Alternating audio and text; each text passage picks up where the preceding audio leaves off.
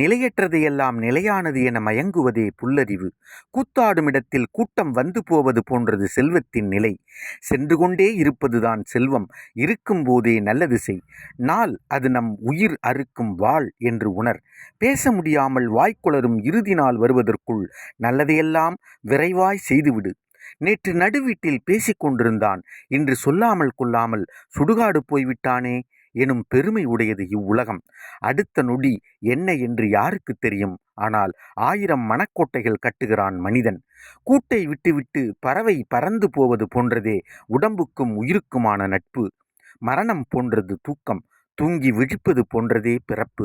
உடம்பில் மறைந்திருக்கும் உயிர்ப்பறவை நிரந்தரமாக எங்கும் தங்குவதில்லை. பறவையின் பயணங்கள் முடிவதே இல்லை. உலகின் நிலையாமையை உணராத மனிதன் ஆட்டம் போடுகிறான். உணர்ந்த ஞானியோ அமைதியாயிருக்கிறான். அதிகாரம் 34 நிலையாமை. திருக்குறள்.